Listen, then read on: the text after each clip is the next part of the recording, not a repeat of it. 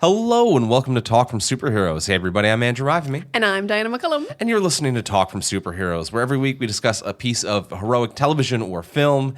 And this week on the podcast, we are talking about The Sandman. The Sandman, the Netflix series based on the Neil Gaiman comic, the very famous, beloved one. And yeah, I think maybe the closest comic to film adaptation we've ever really covered. You think, hey? Yeah. Interesting. I mean, I know you've read the comic. I haven't read the comic, unfortunately, but it does seem like it's fairly loyal from what I've heard and seen online as a man who unfortunately hadn't read it. That's totally a cool thing. I'm going to really like these perspectives of like a comic book versus non-comic book perspective on the show. Okay. We're reviewing the show. Yeah. And as we always do on the podcast, we're talking about the thing that we saw. We're not really trying to, pound for pound, compare it to what its source material is. We're taking it for the value of the thing that it is. Yeah, of the Netflix show. So we're talking about the entirety of the first season of The Sandman today. The first season of what may be more. We'll see how it all plays out. But we're talking about season 1, episodes 1 to 10 of The Sandman. As always, whenever we talk about a new TV show or film, we are going to give you a spoiler-free review. So in case you're on the fence about seeing it, or you want a taste of it before you're fully caught up on the season, or whatever your reasons might be, we're going to give you a spoiler-free review. Then once you hear the theme music, that's when we're going to get into the spoiler-filled section. So let's start with the simple spoiler-free review. Diana, did you like it? I really, really liked it. It's a borderline love. I think it might just cross over into love. You're just past that line when you get to the border of love. I think it might be just past that. I really, really liked it, and I have a few nitpicky things, and I only would nitpick because it's so close to being perfect to me. This is beautiful. The effects are great. The acting's incredible. It's more art than it is a cohesive story. It is really an anthology kind of more than it is one long story about anything. But I absolutely really, really liked / loved it. It's the first 2 volumes of the comic. Oh my God, guys, if you liked the comic, this is so comic accurate to the point where I was like, I know what lines will be next. It was but they changed just enough to make it a show, though, to also make it cohesive. So I had a really great time. I felt like I was watching art. I was moved. I cried. I laughed a little. I was very entertained. Great show. Loved it. Andrew, did you like it? I loved it. I think I adore it. I'm head over heels. I love this thing. I think it is near perfect. Everything about it, I think, is flawless. Some of the perfect casting, perfect performances, a great story. I don't think it has the strongest pilot. I don't think episode 1 is the best way to really introduce into all of this. But that is my only mild criticism. Other than that, I think it is near perfection. I think maybe my only criticism would be that I don't think it's a Netflix show. I think this is something that really would have benefited from a weekly traditional release model, because I think that there are moments, not even having read the comics, where I can feel a story hard stops and a new trade and a new storyline begins, a new trade starts. So I can feel starts and stops, and I feel like you wouldn't necessarily feel that on a weekly basis, and it would almost feel more traditional episodic. There's a nice little kind of break in between 2 different storylines. I feel like it would flow a little bit better. So I don't think Netflix was the streamer for it. That's me really stretching for a critique, is that I don't think the distribution method was the strongest thing for this show. That's a pretty far-reaching critique to go. That is me really getting down in the rabbit hole. I don't like that I get to watch this perfect show all at once. Yeah. I wanted to stretch it out and have a perfect episode once a week for 10 weeks. Actually, that does sound nice. It does sound nice. So that's just kind of where I'm at with it. Other than that, I really do think that this is near flawless. It's something I absolutely loved. It made me feel a lot. It was gorgeous. It was beautiful. It was incredible performances. I think everyone needs to just rush to see this, because it is phenomenal in so many regards. It's phenomenal. I will completely agree with all that. I also agree that the pilot is not the strongest. It's very well shot, and a lot of it looks really, really good. But in terms of introducing you to what we're about to see, for the rest of the season, it isn't.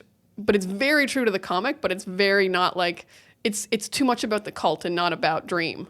Yeah, it has it has the energy of a later episode, which is it's not a mess, it's not a terrible pilot, it doesn't do a bunch of things wrong, it just doesn't really get the momentum going properly into what you're about to see. But we can talk more about that as well. But either way, like if you give this minimum 2 episodes, I think you'll realize what everyone is excited about. Even if the pilot isn't the most representative thing, I think you'll still see like the quality of it in the pilot as well. Yeah, I would compare this. The closest thing we've seen is Legion to this show. I was also getting strong Legion a vibes. little bit more cohesive and like easier to understand than Legion, but still just Certainly. very artistic and gorgeous and just a very poetic story. Yes. While still being really cool and badass. More palatable than Legion, I would say. A little bit like easier to parse, less like esoteric and strange. Still a little bit that, but not as hard to parse as Legion. Definitely more welcoming and inviting to a broader audience, I think. Yeah. Excellent. Well, So we're a high recommend. we're a high, can it be spoiled? If you've read the comics, absolutely, because it is almost a panel-for-panel adaptation. So I mean, if you've read the haven't, comics, it cannot. It cannot. Absolutely not. It absolutely cannot. If you haven't read the comics, I don't know. It's such a new property. Like, if you haven't read the comics, you wouldn't know anything about Sandman, so I guess. But also, I don't know. I think it can be spoiled. Have I lost the I think the you've track? lost the thread. I'm so immersed in 2 different worlds of Sandman. Yeah. It's fucked up my head. Absolutely. I think you're answering a totally different question. I think it can be spoiled. I think that there are a few really nice surprises and twists and turns along the way. It is not necessarily the most driven by plot twists, but I do think that there is a very nice progression and some nice character beats that you do kind of want to experience in the moment. So I think it slightly can be spoiled. It's not the basis of the structure, but it can be spoiled slightly. Excellent. I think that's a better question for you than next. So thank you for answering. Thank you for answering, Andrew, of the can it be spoiled question.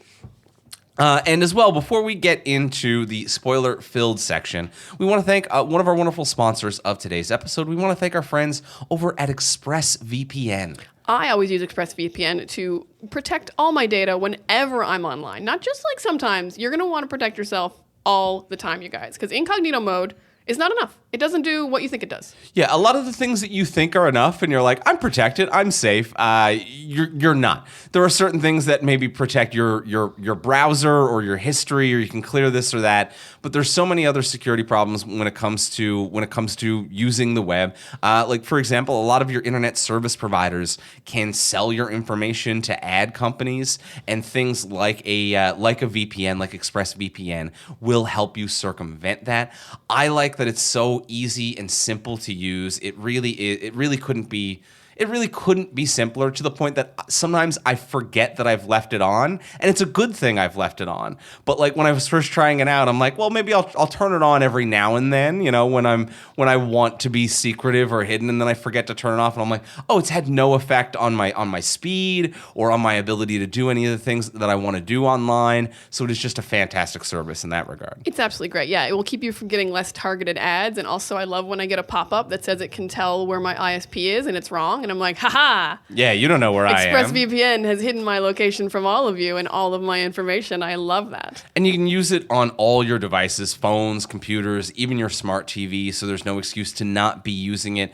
It really does make it simple to keep all of your information secure by encrypting 100% of your data with the most powerful encryption available. So protect your online activity today with the VPN rated #1 by Business Insider. Visit our exclusive link at expressvpn.com/TFS, and you can get an extra 3 months free on a 1-year package. That's expressvpn.com/TFS. expressvpn.com/TFS to learn more, and thank you, ExpressVPN, for your support. Thank you so much, Express. And now let's get into the spoiler-filled section. Let's talk more about the Sandman. Oh, Mr. Sandman.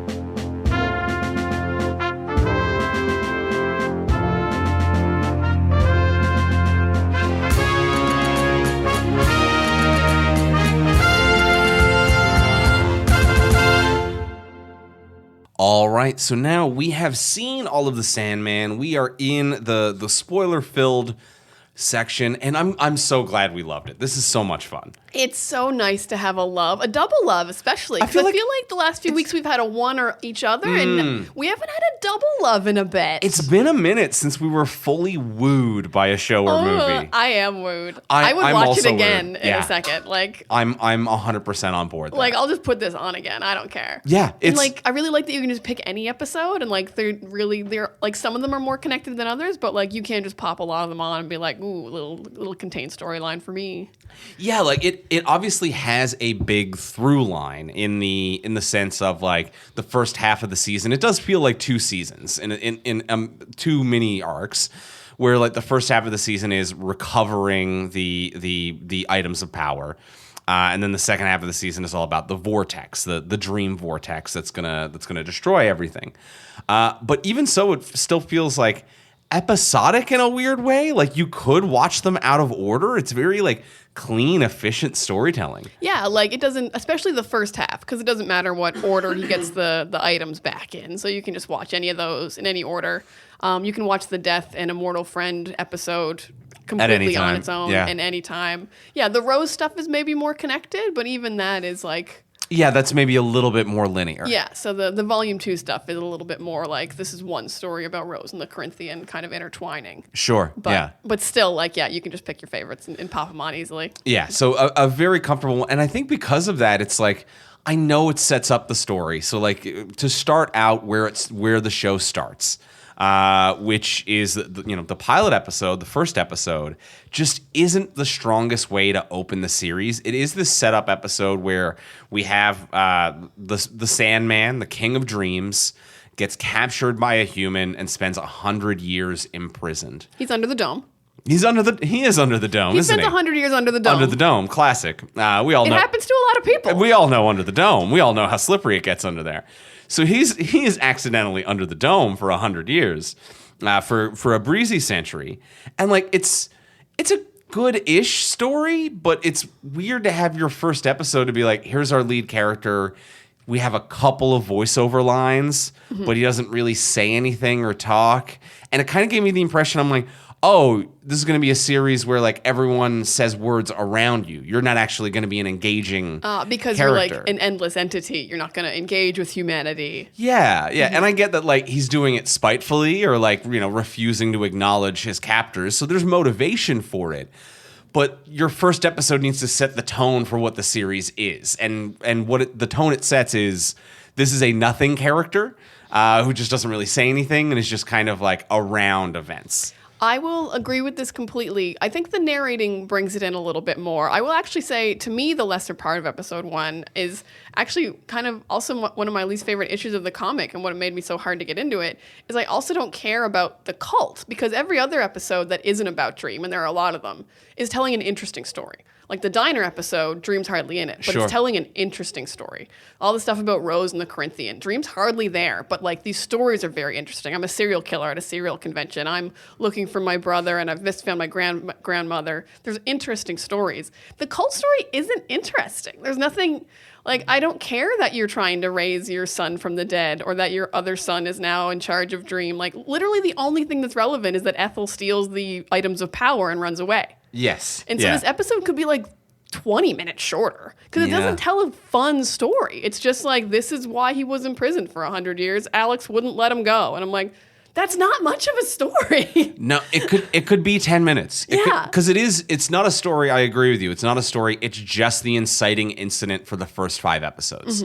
It is just, I had 3 objects stolen from me, and now I must go hunt them down. And it's like, cool, like that is a fine inciting incident, and it sets up a premise for what our kind of series of adventures now are going to be. But that's a setup. It's not a story in itself. Yeah, they didn't find a story within the story of capturing Dream. I agree. And I also really, I've hated this from day one. I don't like that Dream is like this endless, powerful entity who gets captured accidentally and can't break out for 100 years. Right. It makes me think this is a weak sauce man, like, or entity or whatever you are. I'm like, I could break out of a dome in 100 years. It's made of glass. Start punching. Like, why can't you get out of here? Yeah. It's very unimpressive. These are regular humans. Mm-hmm. I'm just so underwhelmed by the whole capturing and pretty much a lot of things that go on in episode 1. Well, and I would say that, like, I have no idea who he is as well as a character. So, like, it is underwhelming in terms of his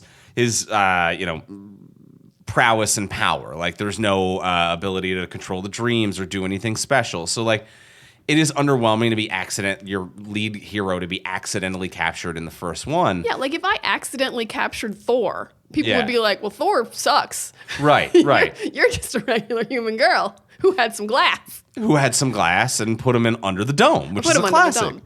But I think the other thing that also, like, really poorly serves it is that, like, I don't know who he is as a character by the end of the episode.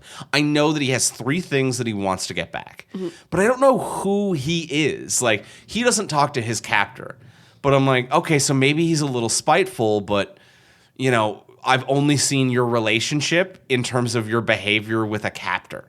And so as the series goes on, and I think there is actually a really nice arc throughout this season of him kind of growing and understanding humanity more than ever. And previously, it seems or is implied that he was just kind of a dickhead king who just reigned over his kingdom but didn't really consider anyone else's opinions or didn't really think much of humanity. And he learns and he grows.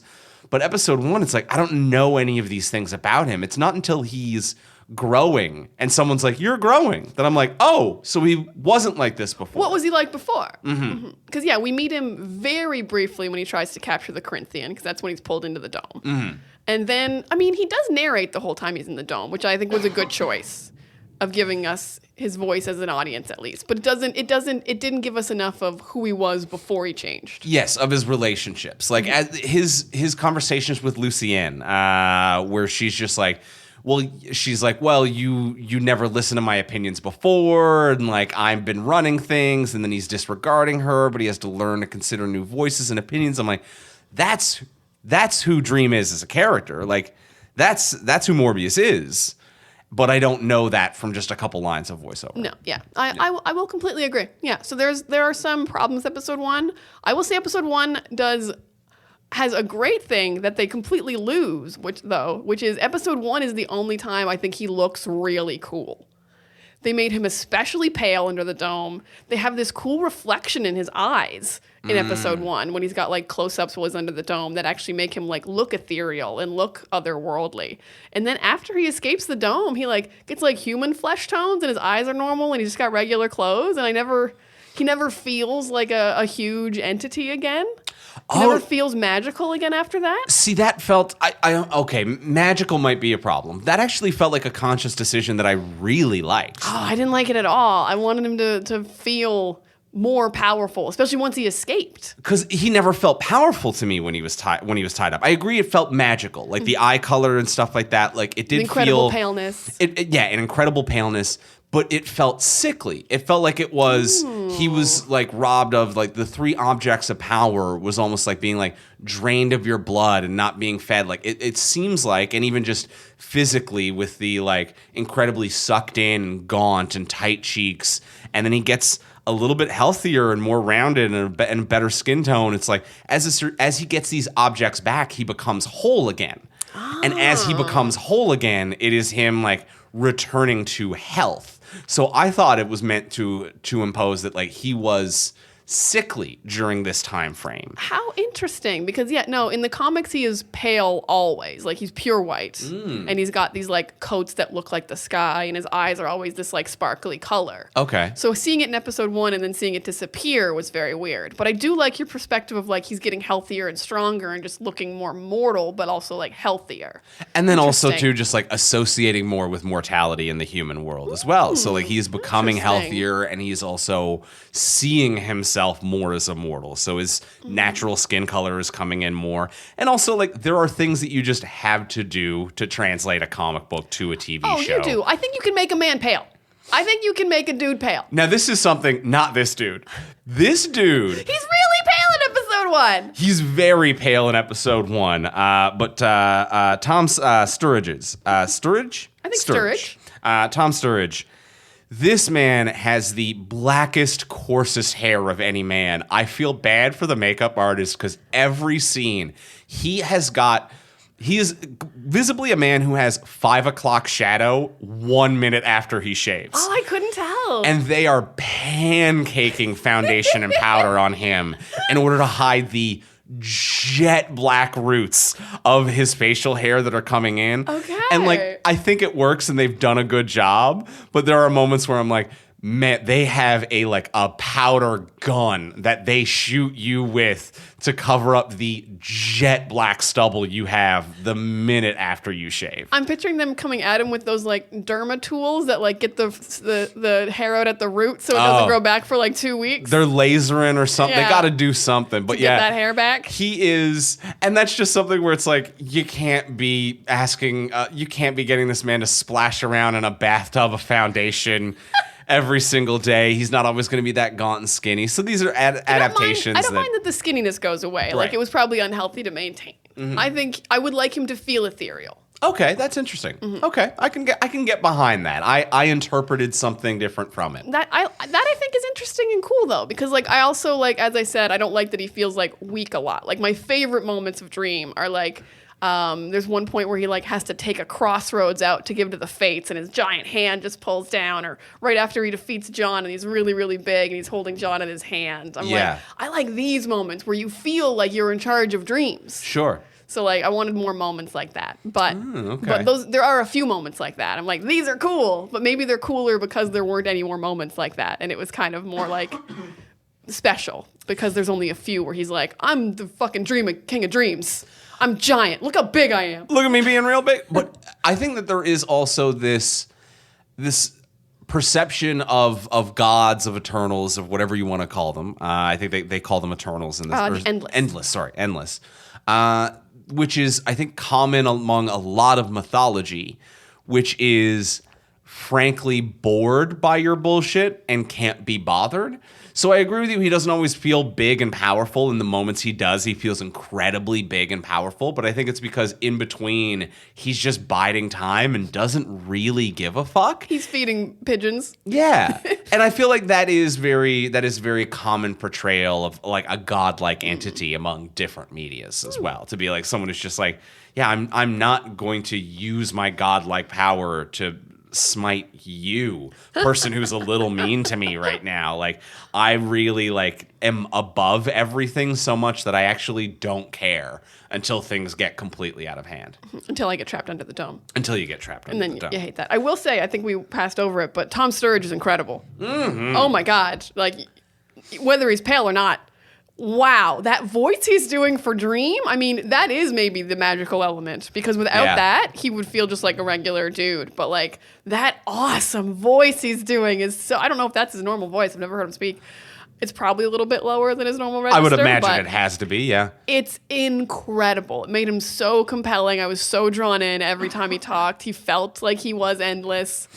Gorgeous performance. And the fact that he just knows how to live in that voice too, because there is variation within it. It doesn't feel put on. It doesn't feel monotone, which it easily could, to be like, this is a voice that I do and I do it once and only. And like, but he knows how to do like a smirk and a smile and warm it up a little bit sometimes. Like, he has the full range within that voice, which is nice. Yeah, it's really, really great. And wonderful casting. Oh my God. But wonderful casting top to bottom. Like, I honestly don't think, like, there's not a single mistake here. I think there's a mistake. Really? I think Rose is very flat and boring.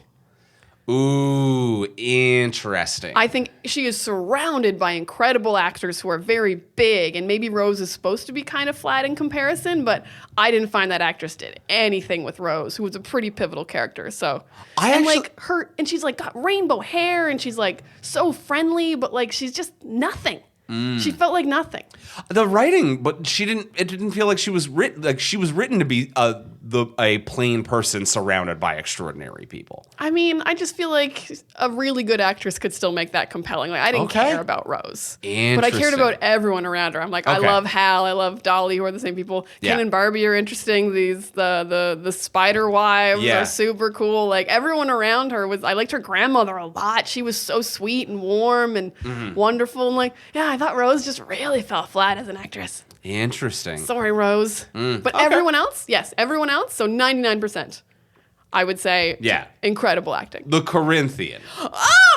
Oh my God! The Corinthian. Oh my God, the Corinthian. Everyone is so thirsty for the Corinthian. Everyone's thirsty for the Corinthian. And as well they should be. Other than the teeth eyes, he's got it going for him. Corinthian can get it, other than the teeth eyes. Boyd Holbrook. Oh my God. Holy shit, he does a great job of this character. And like just this instant chemistry he has with everyone. Like just people he meets for a second, like the guy watching Rose's place. Old Ethel. Or older Ethel, him and Ethel had this long scene where they're like not quite flirting, but they're like fighting because they're not going to be, they might be enemies and they might not be. It was such a charged scene and it was so charming.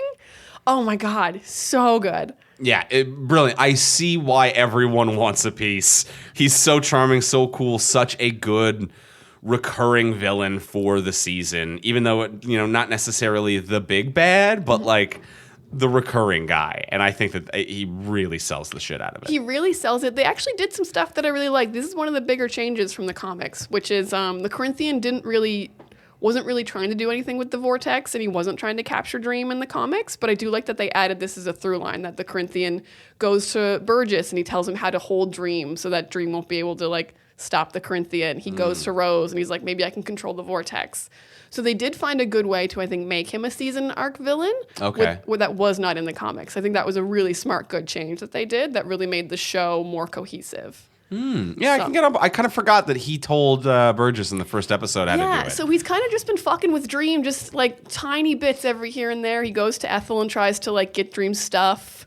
She's got that cool amulet though, so he gets fucked. But cool amulet. Yeah, that is a cool amulet. He gets fucked pretty hard on that one. Yeah, the amulet of protection. The amulet of protection that just makes you explode from the inside out. Woo! Brutal stuff.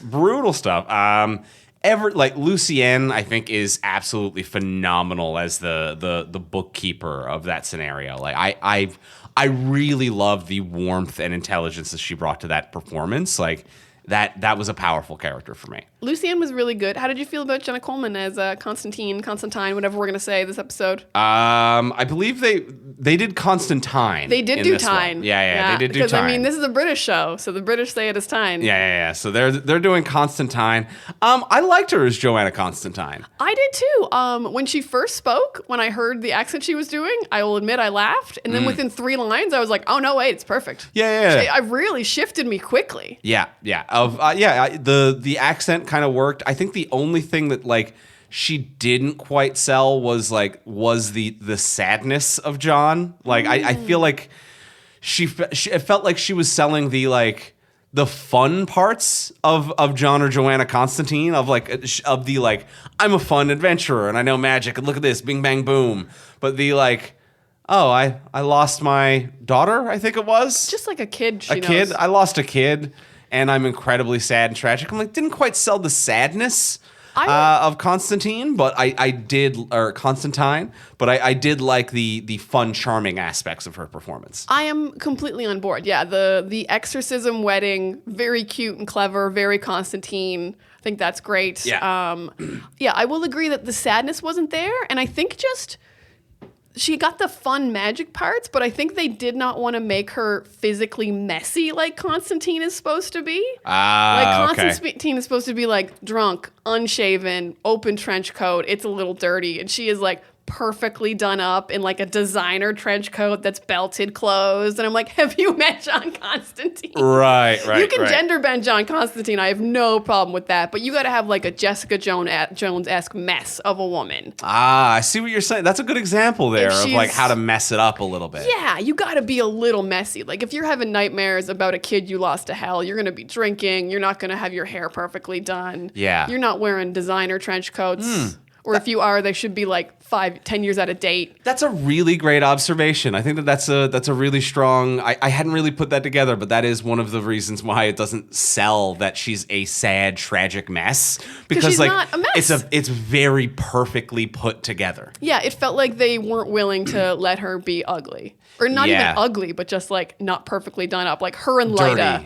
You know, yeah. Her and Lyda in the last couple episodes, the girl who has the baby in the dreamscape. Yeah. Absolutely would not let her be messy either. Like, she wakes up with that perfect hair and makeup every single day. Yeah, yeah. Yeah, women aren't allowed to be messy in this show in any way. That's a really interesting observation. There is a subtle sexism there of not allowing her to show the messier aspects of John. So maybe that's it. Maybe it's not even Jenna's performance that I'm critical of. Maybe it is just the wardrobe, the costuming, and the decision of how they present Johanna Constantine as unwilling to present. And even when they show her in the flashback when she loses this kid, and it's like, it's the punk rock phase of Constantine, which is like a pretty consistent thing as well. It is still just a leather jacket she bought that day. Yeah, it's not the worn. freshest leather jacket I had ever seen. So it almost feels like someone like cosplaying as a punk. Yeah. Like, it doesn't feel like Johanna not lived in. Constantine's a punk. It feels like Johanna Constantine's cosplaying as a punk. Yeah, it's surprising how much wardrobe matters. Because, I think her performance was great. And I liked the writing. It was very Constantine, just having very messy relationships. I dated this girl for 6 months, and then I just kind of left. Very Constantine. In writing, completely Constantine, and in performance. But, the hair and wardrobe is very important. Wow. Coming in big with some hair and makeup stuff, which I didn't expect. I don't often come in with hair and makeup stuff. That's why I'm like, whoa. Dream needs to be paler. Constantine needs to be messier. I don't have a third thing. But I am with you. The exorcism wedding, I think, was the best part of Johanna Constantine. Like that was, she's clever, but she's like, and she knows what she's doing, but she's also like not going to risk too much. It's just us. Yeah, and they're like, you got to pay me. Who do I bill? That was, I think, the strength of her performance and the moment, and that was like a really good concentration of that character. That really worked for me. Yeah. I think we are on an agreement that across the board, great performances, and maybe we disagree about. Death was also so good. I'm just going through the cast list and remembering who's in this show now. Yes, Death was absolutely phenomenal. That might have been my favorite episode as well. Kirby Howell-Baptiste, who does a phenomenal job as Death, and was also wonderful in The Good Place as well. Was she in The Good Place? She was the Australian character in The Good Place. Yes. She's Shows the up other season 2. Cheaty. Yes. The other cheaty love interest. Correct, yes. yeah. Different accent. Yeah. Different accent. Had an Australian accent in that show, which is there was one point when she was taking someone, and I think someone asked like, "Am I going to the good place or whatever?" And I'm like, you can't trust her to take you to the good place. But phenomenal as Death, and that probably was my favorite episode. That episode is incredible. It's the most standalone episode. I will say it's the only episode where we really get to know Dream. I agree. It's the most personality that we get from Dream. Like, because in the first half, it's him and his sister, like, just talking about their lives and what they've been up to. And the second half is him developing a friendship with the man who doesn't die. Like, it is, I would say this, like, you shouldn't open with this episode because it's too weird, but it is really nice to be like, oh, this is who Dream is finally. Like, to get a sense of him. But also just everything in the episode is beautiful. Just this take upon death of, like, her lesson that they serve humanity. Humanity doesn't serve them. And, like, she just wants to help them in the transition. And, like, oh, my God, so many of the deaths were so upsetting. So, like, just a real emotional roller coaster, ripping your heart out every 3 minutes. The guy who just wanted to tell his wife his cell phone code was like the smallest thing. Because he had their flight information on it or whatever. It's like his first thought was his wife after he died. And like, it just is gutting. Just like, no, I can't die. How's she going to get home? Yeah. It's really beautiful, quick stories. Mm-hmm. Yeah. Beautiful, quick little stories. And the Eternal Man story really connected who Death was as a character for me. I actually think maybe they could have opened with that as a story, because that was one where I'm like, oh, you were a dick. Mm-hmm. This was the one where I'm like, oh, I know who Dream is and who he was and who he has become. And I've seen this progression now as a character.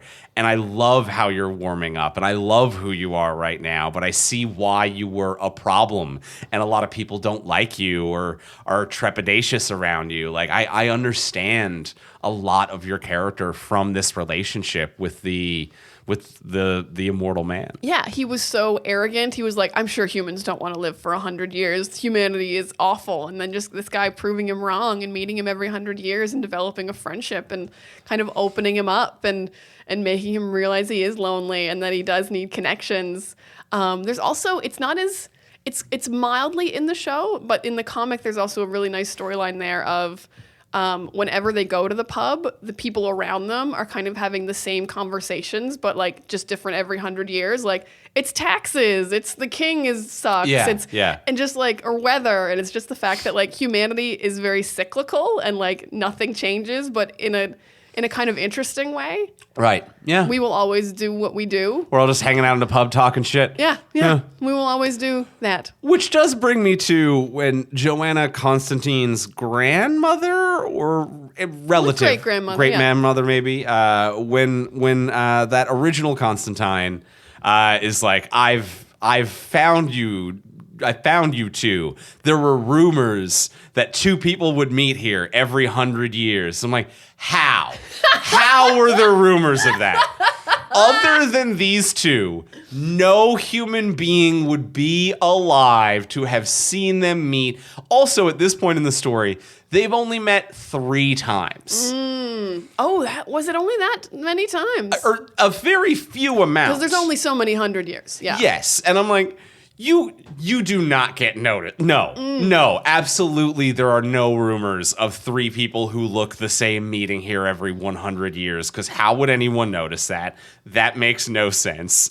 Like, if we picked a bar in our neighborhood that we went to every week, we would need, we're going to go there every Tuesday. We need more than 3 Tuesdays for them to notice that we're there every week. Like, that's not even enough to weekly notice that the same 2 customers have been in your pub. That's a great point, because also everyone who died who saw them, so it's not even like someone can track that they haven't aged or anything. It's like, no, everyone's dead who saw them. I will say this is a thing I never questioned in the comic, because Dream looked so weird in the comic. I was just picturing the bartenders were like, that weird guy's here. I heard 100 years ago the weird guy was here. Like, the guy whose like skin is way too pale and his eyes look like stars. Right. I'm going to draw a photo and hand it down to my grandchildren. But that's a great point. Yeah, there was... No, they did not. No. Yeah, that would only make sense if, like, someone was tracking the immortal man and they were like, has this guy died? And, like, they noticed that he was, like, playing his own sons or whatever. It doesn't make sense of, like, we noticed there's 2 immortals who meet every 100 years. Yeah, that's too long. No good. It's too long a period. All right, I get you. I'm behind you. I like the immortal man having one messy century. Yeah. To be like, I got too cozy, I stayed in one place too long, I fucked up. Like, they said I was a witch. No.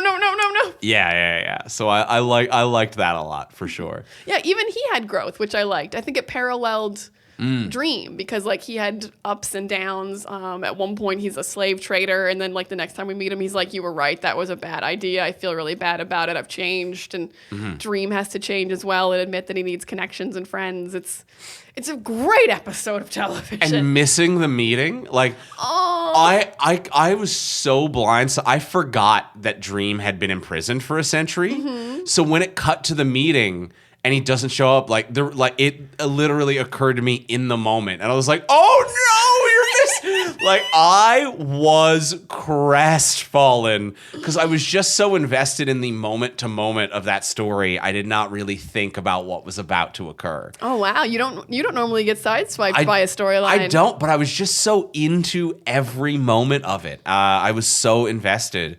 So yeah, that was hands down my favorite episode. I was 100% on board for that. Now, I have a weird nitpicky thing I think about kind of just the idea of the show. Let me throw this out you. Do you think hopes are dreams? Because Dream keeps insisting that like he is in charge of people's dreams, and like he's in charge of literal like when you're asleep dreams. But he also seems to imply he's in charge of like the things you want in your lives and Daydreams. your ambition.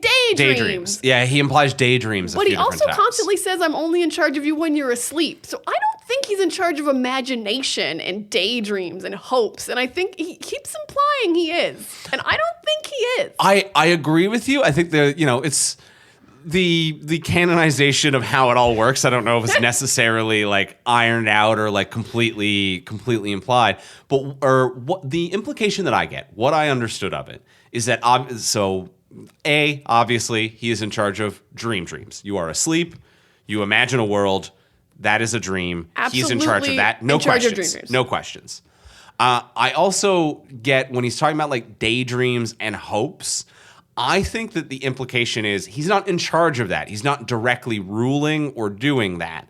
But I think it is without night dreams, without dreams, like that empowers what daydreams and hopes are throughout the day.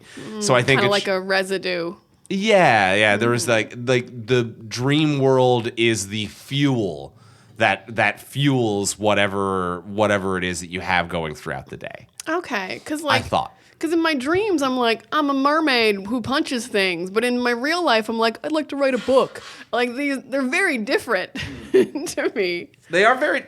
Maybe he's got subcontractors or like a micro... Or like, there's other management teams that were in the dream world or whatever. Just like lower Lucians. Absolutely, yeah. Because there's also like desire. And I feel like desire is more connected to my daydreams than dream would be. I see what you're saying there. There could be a relation there. Now, my big lore question would be, so for that century he was locked up. Like they have this whole thing about like the sleepy sickness. So a bunch of people like go to sleep, never wake up and die, I guess. Like 1 million people died, it said. So a bunch of people went to sleep and never woke up. But then for that century, were people still having dreams or no dreams? They were having dreams because the dreamscape still existed. Yeah. But like people weren't sleeping well is the impression I get. It was just bland and shitty dreams? Well, just like no new dreams were being made. Because he's constantly making new dreams and like updating them. So I guess it was like probably some real old shit. Like there's no dreams about televisions, no dreams about cars. Okay. Would be my guess. You're getting like 1917 dreams for 100 years. Wow. Okay. Interesting. A lot of wooden boats. Yeah. But yeah, because when we get back to the dreamscape, like there's a few dreams still there, but it's crumbling. So like you can still dream, but like shelves are getting empty is the impression I got. All right. Yeah, like Cain and Abel are the only two hanging around in the dreamscape. Yeah. I don't know if they are dreams or they just live there, but... Yeah, that I'm unclear about. I don't know if that's just the dream version of Cain and Abel and like, or if they got turned into dreams, or if they've always been a story and Cain and Abel weren't real, which kind of makes the most sense. Ooh, that does make the most sense. That's a really good breakdown of that. That they were never real. They were just in a dream. I like where your head's at. Actually, I just came to me, and I think that's actually probably the proper interpretation of Cain and Abel. Huh. Okay. I like that. But yeah, there are some lore questions and implications. There would be. For the most part, it works. It's a big world. Yeah. I mean, here's the... So we obviously love this show, which is why we're just goofing. But here, the other thing that kills me. So the 3 objects of power that he has to get back. Yeah. It's the sand, and he gets the sand back. And then he uses his sand. He's using sand throughout the series. Yep. The gem, the dream gem, the stone, whatever you want to call it. And then he goes to get it back and it's destroyed, but he absorbs its power. So now he doesn't need to wear the gem and he's just absorbed the power. So he's still kind of using the gem, but he has the power built into him. His helm, the big fucking gas mask thing. Yeah. He's like, I need to get that back too. And he gets it back and he's like, sweet. And then just doesn't put it on or use it in any regard. Like, it is just, because obviously it's a TV show. And they're like, well, you need to see an actor's face. That's how actors act. And we can't just have him in this helm the whole time. But you had a written-in excuse to destroy one of the things. And you didn't destroy the thing that covers your actor's face. I see what you're saying. I will defend the helm. Okay. Because the helm is for battle. So he wears the helm when he goes to fight the Corinthian in the beginning, which is why he had the helm on when he was captured. Okay. He does wear the helm when he fights John, the guy with the ruby. Sure. It's weird that he doesn't wear the helm when he fights the Corinthian again. Yeah, or when he fights, well, I guess I was going to say when he fights Lucifer. That was to get the helm That back. was to get the helm. Yeah. So he doesn't have that many battles after getting the helm back. Okay. So the helm is for battle. Okay. So I'm actually okay with it. He should have had it when he fought the Corinthian the second time, but he did wear it into battle twice in the show. Understood.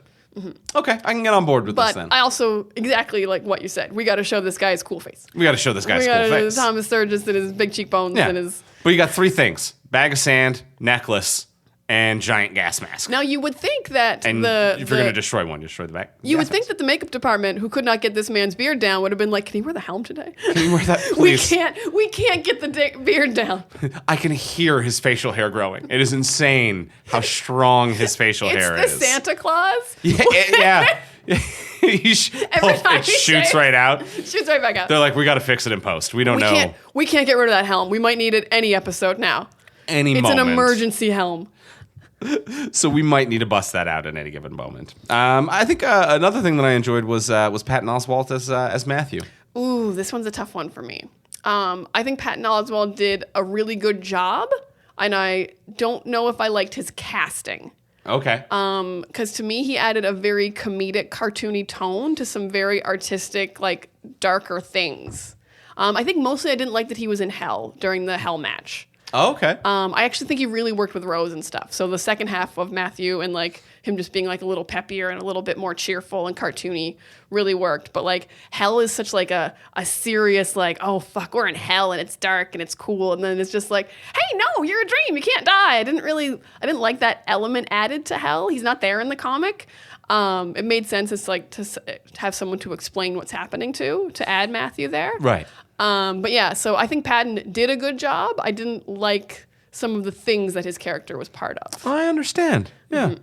Yeah, but I think I like exactly what you didn't like. I like that he is there to kind of break up what it is, the tone of what's going on, because it helps prevent it from becoming a singular thing, and I think that that's very important. I think so too, and like just maybe the things I didn't like were like, I complained already before that I didn't think Dream felt powerful enough. And in the hell story, Matthew's not there and Dream just easily gets his helm back. He's like, I can do this. I'm a fucking endless. So like needing a crow to help you win a fight against the devil, I was like, come on, he should be able to just do this on his own. Okay. And it's like, it's kind of making it like cartoony and not as like cool and artsy as I think it could be. Oh. You know how I'm cool and artsy. You're always cool and artsy.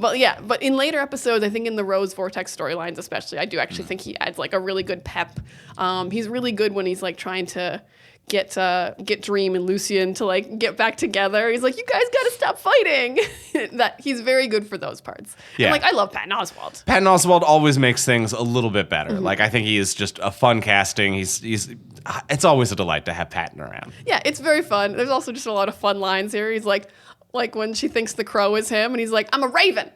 They're just common mistake. Yeah, classic Raven Crow problems going on.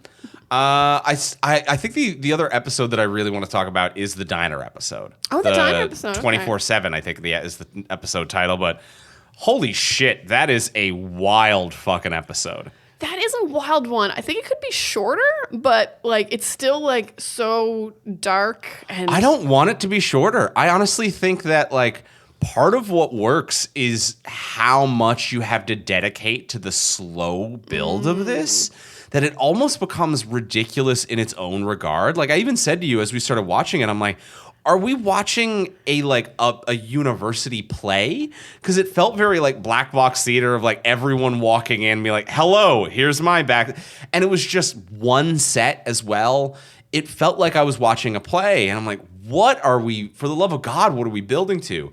And as it gets more and more obscene and ridiculous, I was like, the long buy-in made it more aggressive when things actually kicked off for me. Okay. Now this might be another like weird like divergent as like reading the comics, not reading the comics, as I knew exactly where it was going. So I was like, get there a little faster. I don't need these long intros and like kind of feeling like we're in a time loop for a while, because then you're like, is it a time loop episode or is it going to be like some kind of other thing going on? Right. So I did want to just get into the cool stuff faster. Like I wanted the truth bomb to like hit a little quicker. But you're right that the lead in does like, because you're going to watch the whole thing. Yeah. So the lead in does like slowly kind of wear at your soul as it just starts picking away at you of like the revelations and what's happening over and over to these people. And yeah, and a great episode for all of those performers and everything like that. Like, I thought that really worked. Just a horrifying episode. A weird mix, though, because it's like the whole wish that he has. So he's got the wish gem, John. John's like, I wish for everyone to be honest with one another. So it's just like, it's liar, liar, but horror. Liar, liar, but make it horror. But the wish gem, like, with everyone's like, has to be truthful to one another, it really just makes everyone horny. And I feel like he had to put his finger on the scale to make them violent. He did do that. It's much clearer in the comic that he is kind of just fucking with them in different ways. And he's not all that into just, like, the truth. He's like, because the truth makes you do this, and then he makes them do this. Of course, yeah. So I got that impression here. He is tipping the scale, and he's very unfair. But I do still really like when Dream shows up, and he's like, this is why it's not working. You took away their hope. Mm-hmm. Because honesty with hope is very different than honesty without hope. Right. And honesty without hope is despair. Yeah. Okay, yeah. Mm-hmm. So, like, I think there's a really nice lesson at the end of this when Dream shows up. But yeah, there's definitely a John just being like, you guys definitely want to stab yourself in the eyes. It's like, no, we don't. Yeah. That's not a thing I want to do. I do like that there is, like, a moment of honesty in this where it's like, deep down, all of us are just horny. That's all we are. We're just flesh sacks who are horny as hell for all of the time. And that is our truth. I can get behind that. And when John sees that, John is just like, oh, everyone's just horny all the time? Oh, come on. Have you seen a dream, John? Yeah. And then John... Dreams are just sex. And then John has to go up and be like, isn't your truth that you're mad that your wife's horny? And it's like, oh, now I'm going to do a murder. It's like, okay, John, you tilted that one. Yeah, once we got to horny, I think that was Mac's truth, and then he was like, I'm done with the horny. We gotta I think horny this. was real truth. Horny was real truth. And then I think his messed up shit, like all the violent shit, that was him putting his finger on the scale. I was also worried about the CEO's husband because I'm like, how many of those big burgers did he eat? I also thought that was going to be part of the horror of that episode. It wasn't, but it seemed like it was going to be. Because, yeah, like if he's keep doing this loop and then suddenly now, like, you've had 9 double-deckers and he's just sick and fucked up and, yeah. Mm-hmm. Yeah, it would be kind of like a lesson about gluttony probably or like something like that. But also, like, geez, you can have a double-decker burger every now and then, man. Every now and then, you can have yourself. one. Treat yourself. Have one. I mean, don't have 9 in a time loop and then do a murder. Don't do that. Don't do that. But, yeah, like this, I don't know if I like, one thing I don't think that I like about this, though, is the unnecessary need to tie everything together. What do you mean? So the fact that, like, the woman in the diner who was going through the bad breakup or whatever is friends with Rose. Mm-hmm. So it's like, okay, like she calls Rose and it's like, hey, Rose. But then when we get to Rose's story, Rose isn't like, I had a friend who went missing, or like my friend turned up dead in a violent diner attack. And then, like, also, like, when the other serial killers are planning to, like, mimic the Corinthians' crimes, they're doing it at that diner. And I'm like, this diner's still open?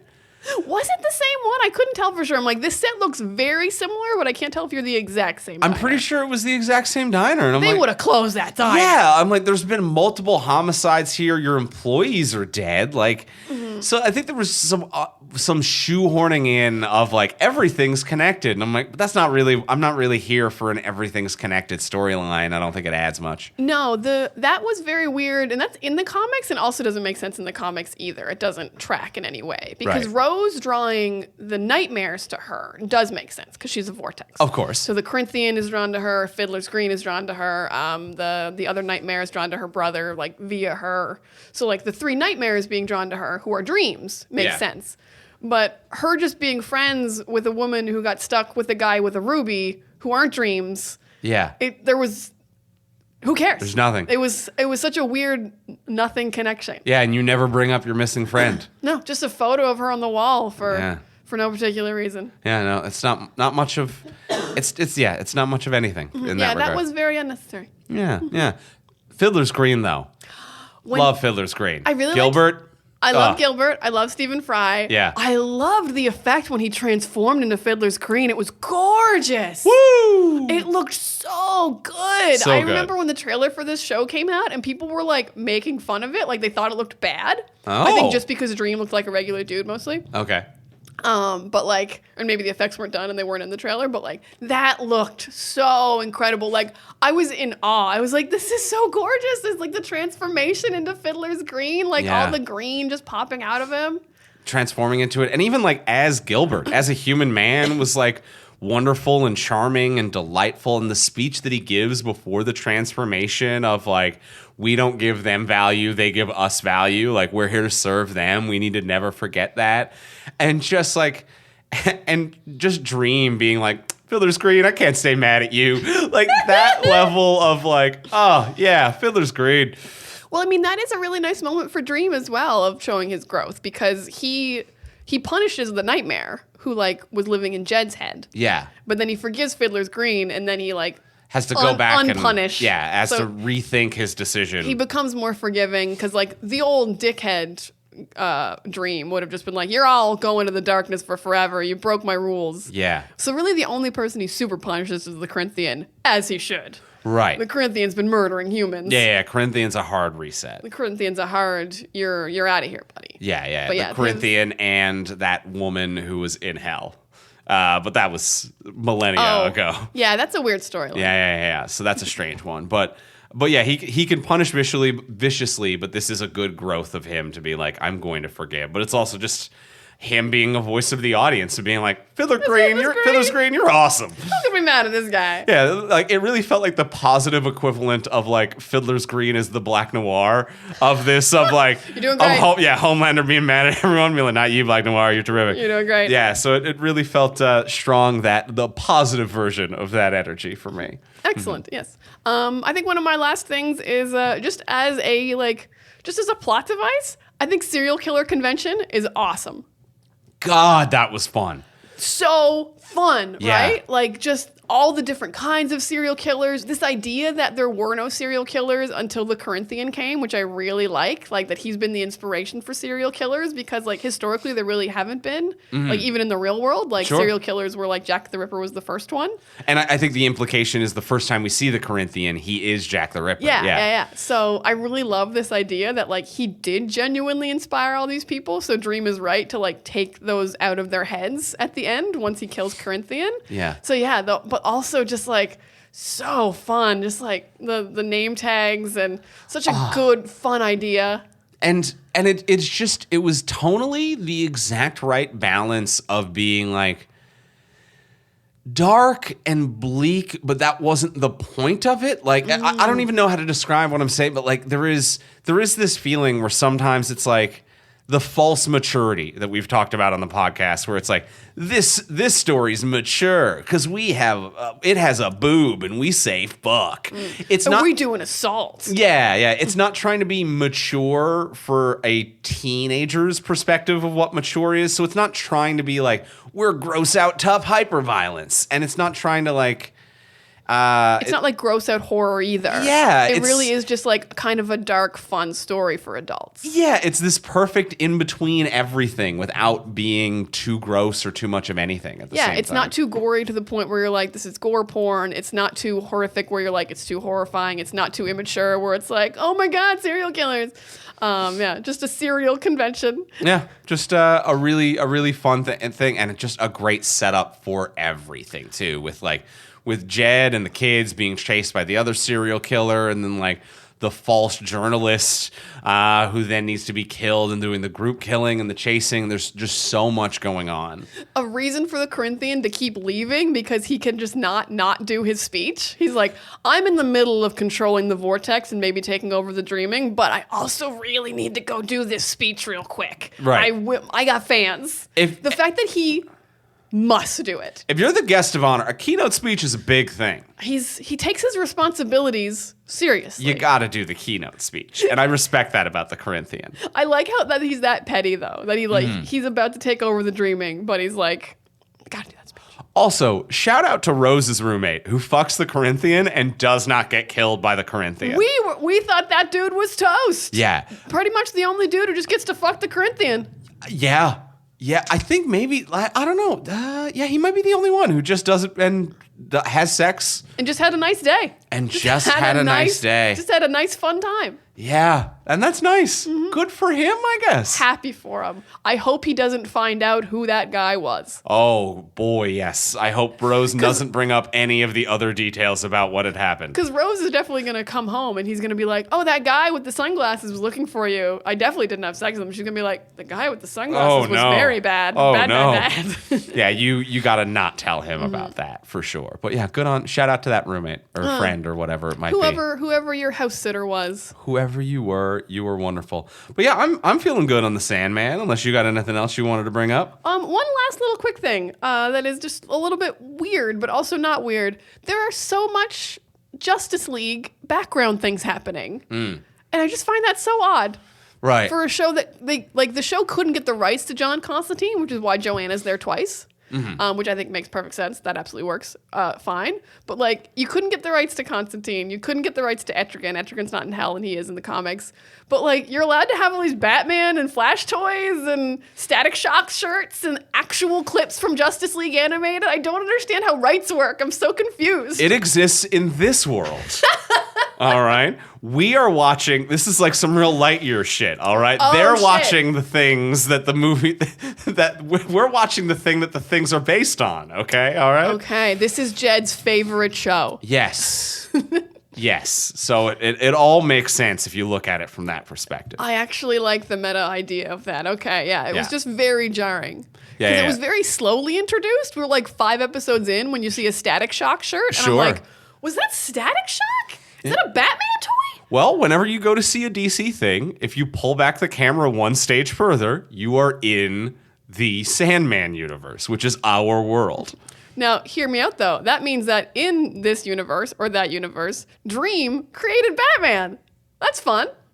Oh, that would be a Batman. Yeah, he created the idea of Batman then. Yeah. Interesting. Because I assume your creativity comes from your dreams in this world, if your daydreams come from your dreams. I don't think Dream is filing copyrights or patents or anything like that. I think Dream is just letting that shit get out there. He's not looking for copyrights, but he's like, I made that. That shit's mine. Thanks for Batman, Dream. Thank you, Dream. I appreciate you. Well, that's going to be it for our episode on the Sandman. But, we're going to go in for one final question. We are going to ask the final question of what would you change, where we ask what would you change about this if you could change anything. But before we do ask that final question, we want to thank our other wonderful sponsor of today's episode. We want to thank our friends over at Quip. We're going to thank our friends at Quip because good health starts with good habits, and Quip makes it easy to have those habits. They deliver all the oral care essentials you need to care for your mouth right to your door. Yeah, you gotta take care of your mouth. Guys, your mouth is so important. Like, your mouth getting damaged is like the reason most people used to die in the medieval times. The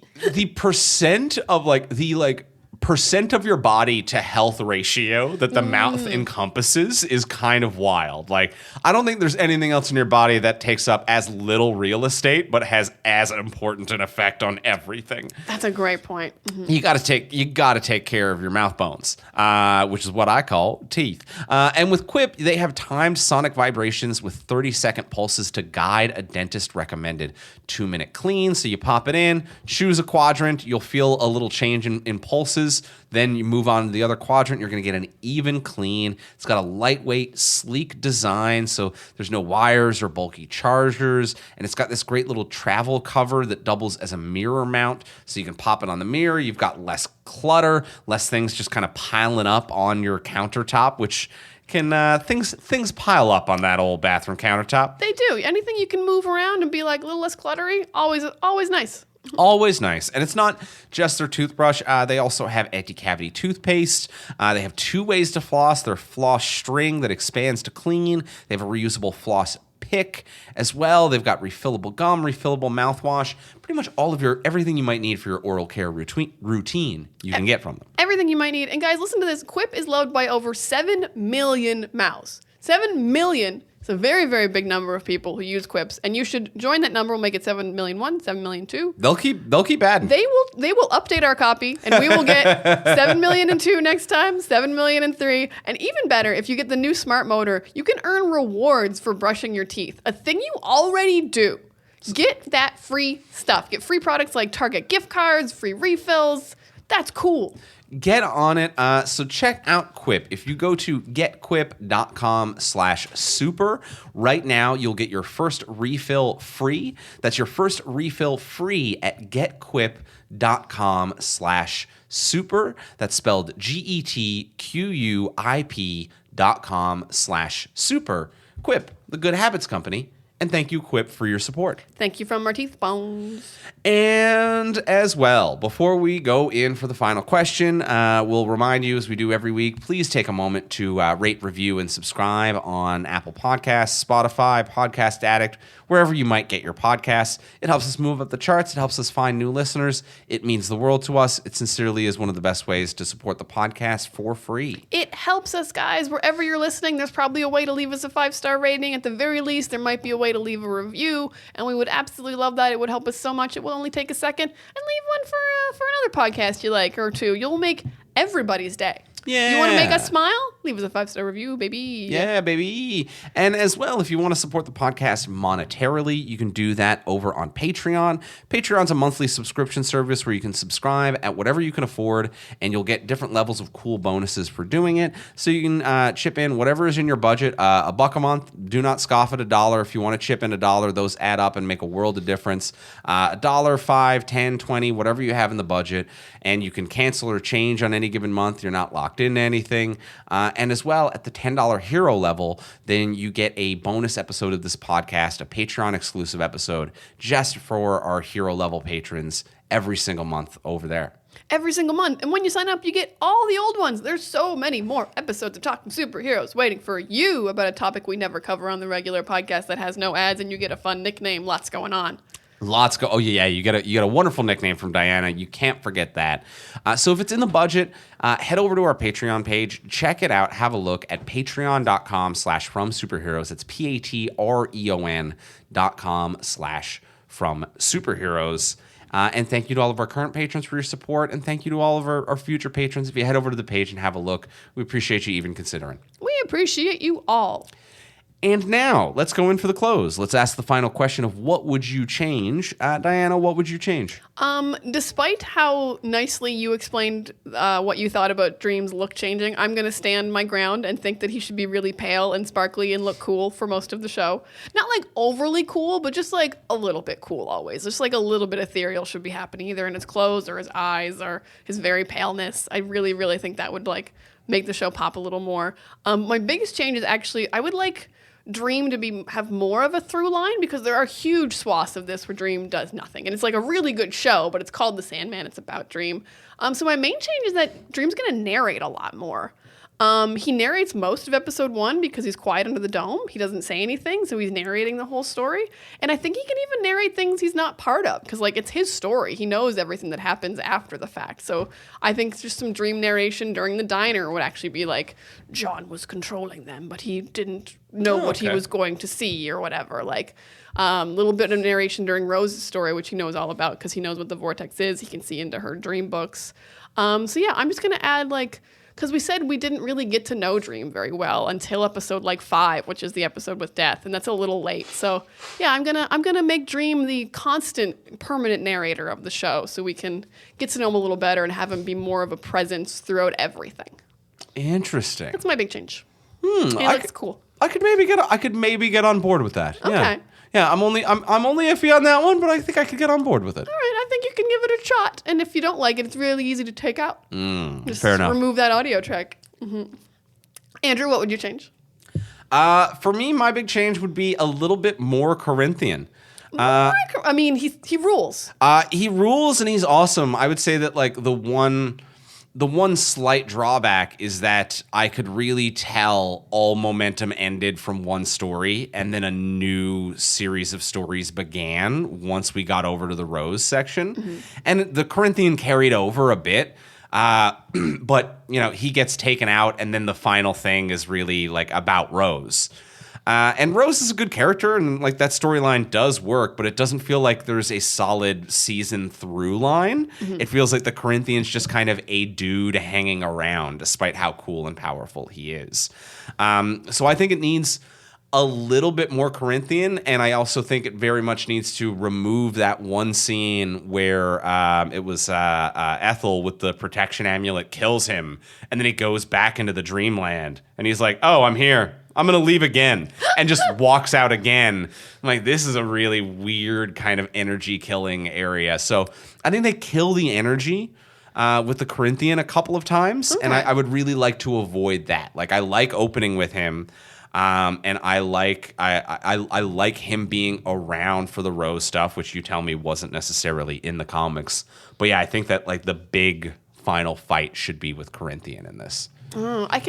I can get behind that because he's the through line of the season. Like, as much as the Vortex is kind of a bigger deal, he could be more connected to the Vortex or something, or take Rose's powers or something, and like be a big fight where like Sandman needs to put the helm back on. He has to have an actual battle. And at the end, Rose is able to take the Vortex out of her, and her grandmother takes it in order to make that sacrifice. But if she can take the Vortex out, then why not like give it to the Corinthian or something like that? Like, that could easily be the thing that kind of builds it up.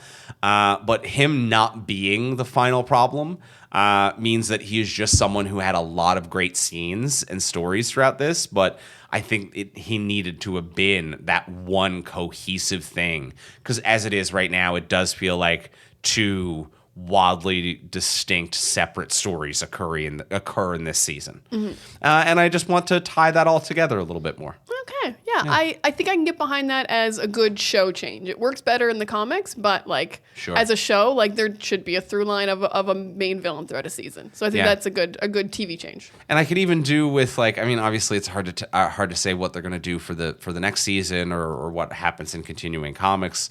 But even as well, some of the desire and despair stuff, where like Desire is the one responsible for Rose becoming the Vortex, because they imply that it's like if Dream killed Rose and Rose is the child of Desire, then that would be spilling the blood of within the family, which means that they could go to war with Dream. And I'm like, just make that the Corinthian, because I'm like, this is all just seeding a problem for next season.